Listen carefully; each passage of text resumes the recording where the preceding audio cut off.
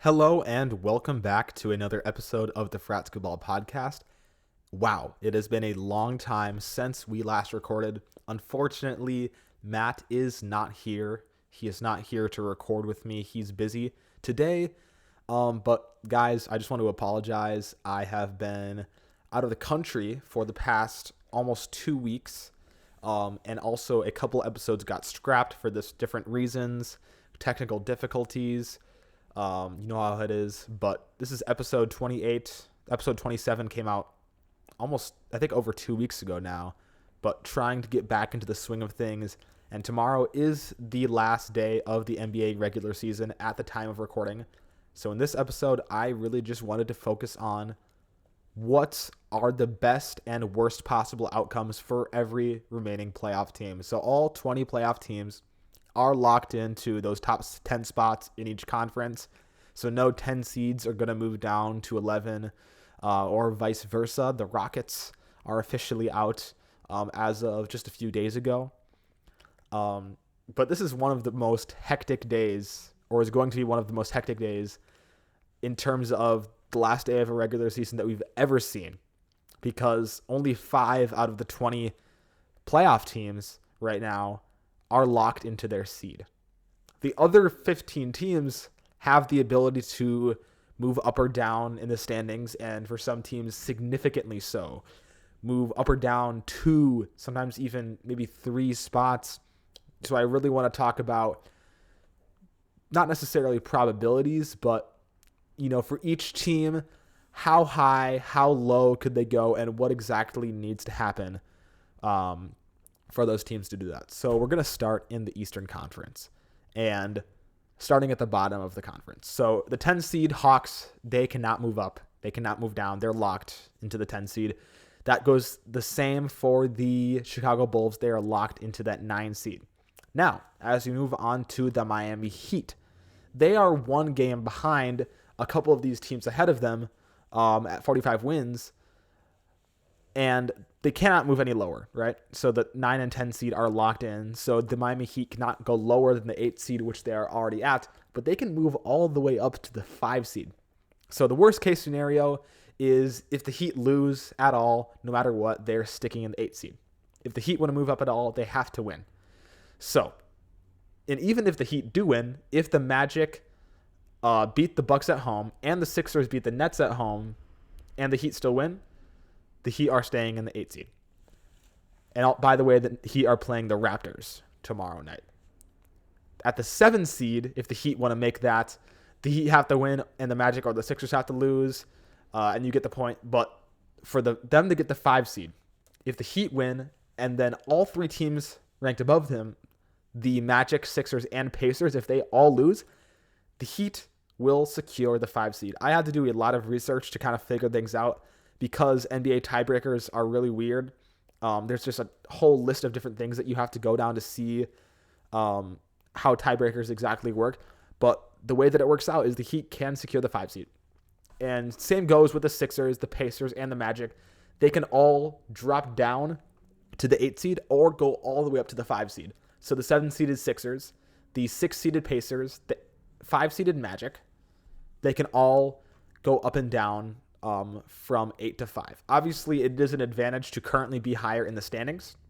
The Orlando Magic, for example, would have to lose to the Bucks at home, and the Pacers and Heat would both have to win for the Magic to drop all the way down to the 8 seed.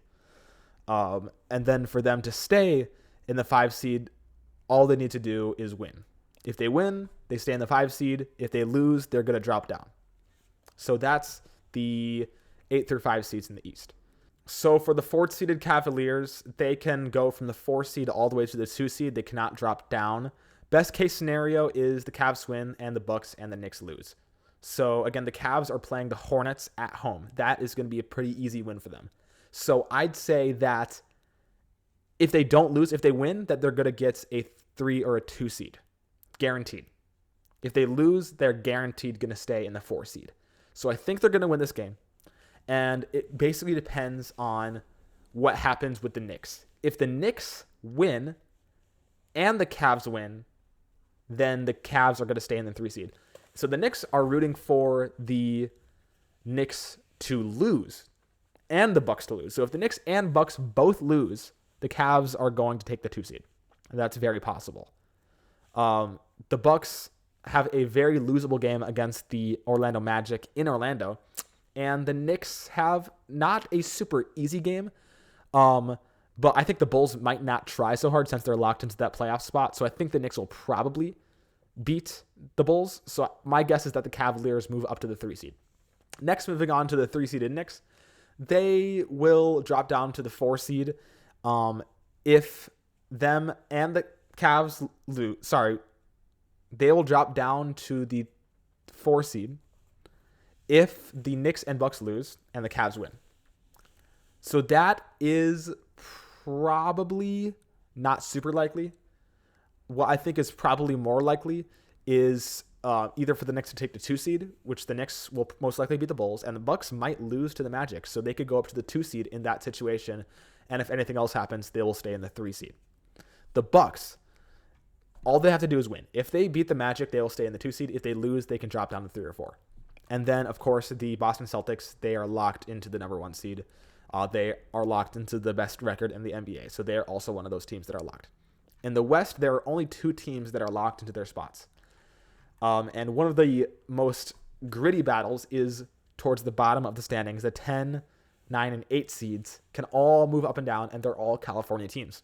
So the 10-seeded Warriors will remain the 10 seed if they lose to the Jazz at home, which, again, will probably not happen because the Jazz don't really need to win. The Jazz are probably going to try to lose this last game so they can position themselves for getting a better draft pick.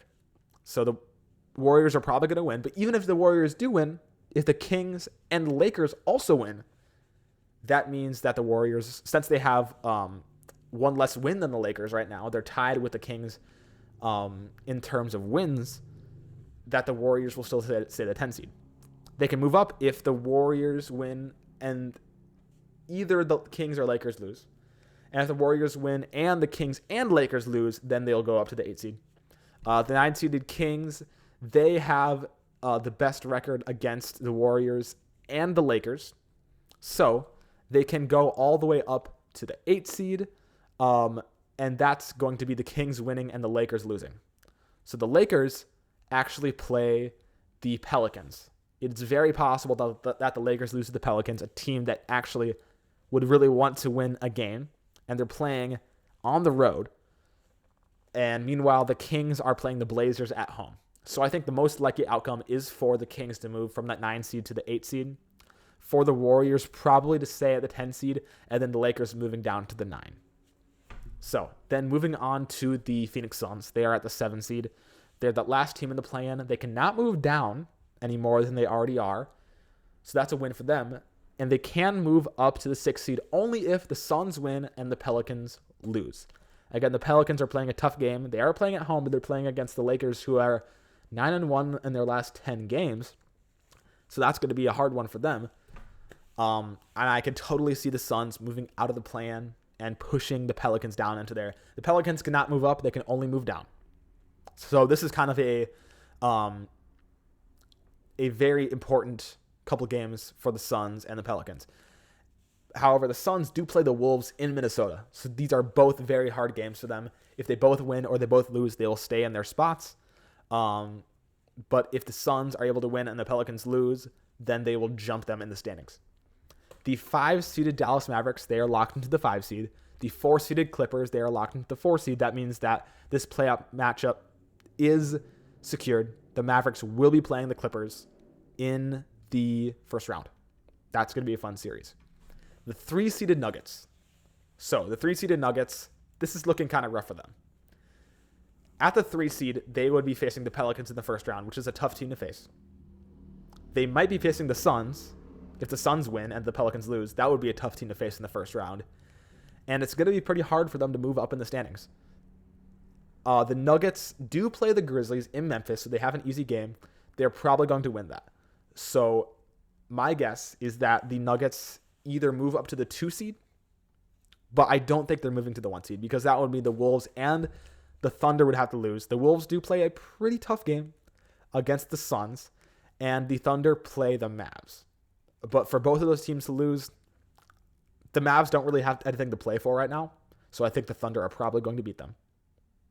So I would say the Nuggets stay at the 2 seed. And I would say either the Timberwolves or the Thunder move down to the 3 seed. And then one of those guys are going to take the number 1. So the Thunder have the tiebreaker right now. They all have the same record.